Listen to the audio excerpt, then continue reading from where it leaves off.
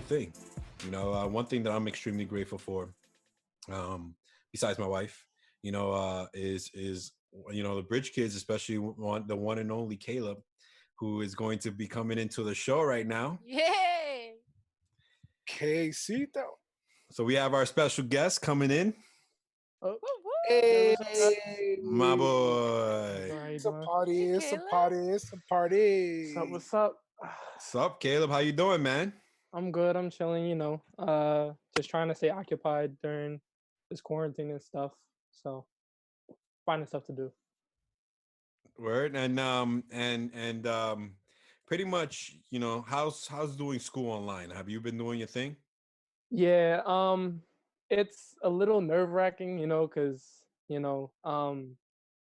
just not having the teachers there. It's weird. You're so used to like having somebody that if you do have trouble, you could just ask them. Like directly there, and it'd be easier. But with the time that they had to set it up and everything in order, like they put it in perfectly. So, I mean, it's a good fix, for the time being. But yeah, just getting work done and sticking with it. So my question to you, so we're all gonna ask you a question, right? Mm-hmm. My question to you is this: you've literally been a part of the Bridge your entire life since you were a baby, like legit. What is your earliest memory of the Bridge? The earliest thing that you could remember, if the farthest back that you can, like a particular room or a smell, or what is the earliest memory you have at Bridge? Actually, I know this one. So I remember we used to have Bridge Midtown in like this old other gym spot. Mm-hmm. And my dad was leading that day, so he had a balloon in the middle of the room, and he was teaching or something, and then he had one of the kids jump on the balloon, and it like popped, made a big sound. Everybody started freaking out, and I remember I was just a little kid, so I was like sitting in the corner, didn't expect any of this. So my dad's teaching, and I'm like all like bobbleheaded, my head was huge, and I'm like laughing and stuff. And then out of nowhere, I hear is bang, and I'm like looking around, like what happened? I start freaking out and stuff, and I'm crying. And my dad comes to pick me over. They He's like, I shooting think my that kid's Bridge. dying. But, yeah, one of the baby shakes, so babies get scared. But yeah, like Yeah. I don't know how old I was. I was like a baby though, so that's I think the first like real memory I have of Bridge. Right. Chris, you're next. Oh, okay. I have a question for you. So I the first bridge I started at actually was 23. So Caleb was one of the kids there, and that's how I met him. And it's crazy because in the little amount of time that I've known you, I've seen you like pray over youth, even at the bridge retreats. I've seen you get up and talk in front of everyone and talk about God. And a question that I have for you, for any of the bridge kids watching, is like, what advice would you give to a bridge kid that's maybe too scared to talk about God, even to their friends? Because I know that you're so powerful in that, like that's one of your gifts. Yeah. Definitely one thing I would say is don't focus on the fact that you're talking. Focus on what you're talking about.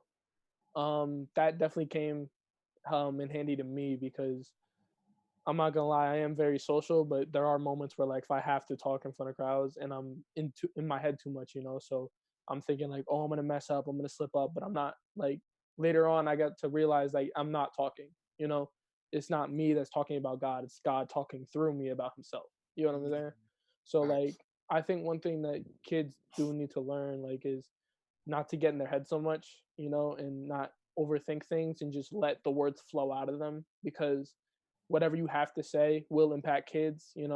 There's obviously going to be kids that don't get it and they're not going to cling on to it as other kids will, and that's definitely going to like bash them down a little bit. It definitely did when I started, but over time they'll learn like it's literally I can say 1,000% like when I talk I don't even remember half the stuff I'm saying because I'm not talking. It's I'm letting the spirit take over and letting whatever they need to hear come out of my mouth because it's not what I'm giving them from my perspective. It's what's God's giving them from His perspective. Come on now, That's brother. my boy. Ay, glory to God. His parents, man, if I was your parents, I would be so proud of you. They're in that I'd be next like, yo, room, like, that's my kid. Oh my boy. god. My boy. My boy. So Caleb, I've known you since you were like 5, I think, a little curly head kid in kids church. But I've seen you grow up and sing in the choir. I've Oh, seen you sing God. on stage with your dad, start going to bridge, helping Yeah. Raul out with everything, and you've been there, right? And the cool thing about you is that both your parents are also involved in ministry a lot. And your dad is our one of our pastors. He does the best worship, one of the best worship leaders on Oh, this earth in all of our opinions. Yeah. But I want to ask you, how does it feel to be a pastor's kid? Um, I will say growing up, like, I always had to be the kid that was in church early, like, that was doing sound check and stuff. So I was with him in sound check. I was like there at like 8:30 in the morning. And like when I was growing up, I didn't really think anything of it, because that became the norm. Whereas like certain kids, they would come later and like they wouldn't come at all, but that was like regular for me. So growing up, I definitely will say like I was so accustomed to the church and used to the church that it just became a normal thing. That's one thing I actually am grateful for. Like when being a pastor's kid is I didn't have to, like come into it later on and struggle as much as certain kids like do. You know what I mean? Mhm. So I would definitely say I am blessed to be a pastor's kid. There are some perks. There's a little bit of perks, but that's another story for another You day. get a Ferrari in heaven. uh, uh, nah, but I think one of the main perks that I get from it is just like a lot of people know dad because he's dad. He's like this pastor that whenever you see him, he's got a big smile on his face. He's like one of the most friendly people you'll ever meet. And like I definitely being around him so much, I kind of grew up like with older people, and like more mature people. So I kind of matured faster than a lot of other kids did. So that's one of the perks. And then also kind of everything that my dad did kind of shadowed down on me. So I became very friendly and very like social because of my dad, because he was always around people in church and talking to people in church. So yeah. And a lot. That's awesome. that's what's up. Go ahead, Mo. So my question to you, Kay, and I know I've known you since forever. You're literally like my little brother, man. I love you so much. So happy you're with us here today. Um, and I'm very proud of who you are. Come a long way, and you stayed on this path, man. And I'm just super proud of you. But my question for you is a Verse 23 question. And my Mhm. question is, how do you feel Verse 23 has been impactful in the lives of our kids? Um, being from Bridge 23, I mean, I'm not gonna lie, I started at 12, because it was closer and I was a little kid, so my dad was always scared. But I started at 12, and like the kids at 12, they kind of took to the word a lot easier. You know what I mean? And then when I went to 23, I definitely saw the difference in like the demographic and how kids took to the word. Um, being there for so long, like I was there since I think like I've been at 23 since like fifth grade.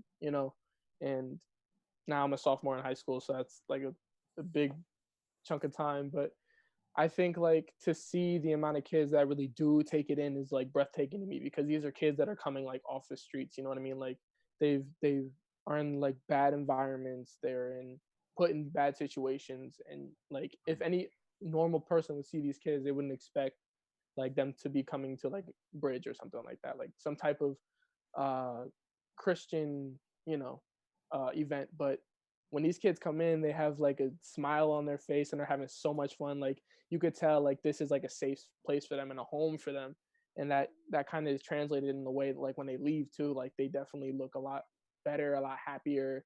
And like I can honestly say like I'm glad I'm a part of Bridge 23, because the kids that I am around, like to see them change so drastically in like the way they walk, their character, everything, it's amazing to see. You know what I mean? Yeah, and I have to say real quick, if you guys don't mind, Caleb, you've been instrumental in the growth of Bridge 23. I think that your positive peer pressure that you bring is just powerful, man. I want to just tell you from as a director of verse 23, as your brother, as your friend, that I love you and I'm thankful for you, bro. And I'm gonna leave it right there because then I'm gonna get Really real appreciate emotional. Yeah, man. I love you Like, too, make me Caleb, cry. a lot. I Thank love you you, so Jose. much, bro. You're the man. All right. The best. We have 3 pictures that we dug out of your Instagram page. Oh, Before we do that though, I do Okay. have 3 things from the chat room about Caleb to share if you want them. So one is a photo of baby Caleb, from early Bridge time. Baby I'll Caleb. put that up there, and so Caleb is the smallest person in this photo, in the middle of the group. Oh my God, with that little angel. Yes. I don't know what you guys are looking at. Qué That's not cute. lindo. Let me see if I can send it to you.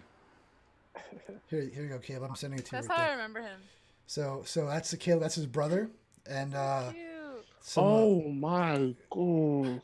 It even That's sounds bad. like he's saying something cute in like a little kid voice. Oh my Caleb was gosh. the cutest little baby. Oh my gosh. I'm sorry. That's All right. crazy. and we have a comment and a question for you from the chat. Shoot. So the comment is that God speaks through Caleb all the time at Bridge and is so powerful. All right. Thank you so much. Whoever said that, thank you so much. I'll let you figure out who it was at a later point. The question for Caleb is, what does being a Christian mean to you? Thinking of the culture and your generation nowadays. What it means to me. I think personally what it means to me is just being a servant at all times.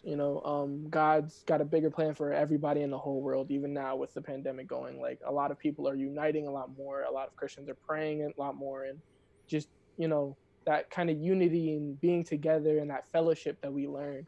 Like, that's what being a Christian is all about, is having a connection in, like, not even, doesn't have to be originally in people, just having it in Jesus leads people to like drive to you. You know what I mean? Like, I will say, so I got baptized, I think a couple of years ago, like 3 years ago, 2 years ago. And before I got baptized, I didn't really care much about church, sadly. I definitely wish I did sooner, but I was in church so much, and I was just like, oh, they're talking about Jesus. I've heard it before, you know what I mean? And then I went to one of the BYMCs, my first BYMC actually. I remember, like, that's when like God really touched me and like put it in my heart to be. Which one was that one? Sons and Daughters. That one always comes up, Excuse me, which retreat that was? Excuse me. There was a little static on. Billy, you a need little to louder. just take all the clips in the future when somebody says sons and daughters and just like Look at Just a collage. Yeah, just like showcase Face's face where it's like He's sons like- and daughters. Or Sons and daughters changed my life. No, but after that one, like, I really like started to dive into the word and become more of a Christian than I was ever. So after I got baptized, like, I felt like a completely new person. Like, I walked around with this kind of light that I've never had before, and people started to see it. They reacted to it more, and they kind of gravitated towards it because I felt like I had a connection with Jesus and God. You know what I mean? So I feel like being a Christian for me is just having that spiritual connection is amazing, and it just radiates off you in ways you wouldn't believe. Yeah. Dope. That's what's up, man. And Caleb, So what, the photos you want to do? Yep, we're gonna do the photos right now. Perfect. So you gotta pretty much, we're gonna post a picture and you gotta tell us what was happening at that time period. Okay. All right, so the first photo is of some dogs laying on the floor. Yes. These dogs, the one that's kind of like hugging the other one, that's Edgar, and then the one that's being hugged is Ollie. These are my 2 favorite dogs. They are my uncle's dogs, but we call them my dogs because I knew them since they were little, and whenever I'm over, like, they, I've raised them kind of. So they were like a really big part of my life. Just being around them made me so happy in a time that it was hard to feel happy, you know. So these dogs definitely helped me through a lot. And They're I mean, so just look at cute. them; they're bad cute. You know what I mean? Those Like, are that's a boxer. They're Those are boxers. yeah, both they're both boxers. boxers. Yeah. Oh my god, So, the one with the white nose. They oh, fart a his lot, tongue right? is longer than his face, so he can't keep his What? mouth open. Oh, So their tongues are like this long. yeah, Oh my god, you're he so can't keep his mouth closed cute. because his tongue's so long. But yeah, it's those are my babies. I want. And we all agree that dogs are better than cats. Oh, Fully, 100%. 100%. Billy just rolled his eyes. You guys didn't see it. I will Wait, no, turn no, this we have to podcast tell off him right cats. now. We have to tell him the cats are best. Cats Billy rule would the turn the. world. Yeah. Let's. Cats Never are mind. alright. Cats are the Cats are best. amazing. I will click the Oh, yeah. end stream button right now. No, don't do it, Billy. Don't. Actually, before you go to the next photo, Jesus, just in case, just to make you feel happier, now they're talking about the Sons and Daughters retreat in the chat, and they're saying how good it was. Just so for you. Let's read some of those. Oh boy. I will say that was one of my favorite retreats of all time. Okay. It says, Read some of them, Billy. Sons and Daughters was powerful. It wasn't my first, but the one that impacted my life the most as well.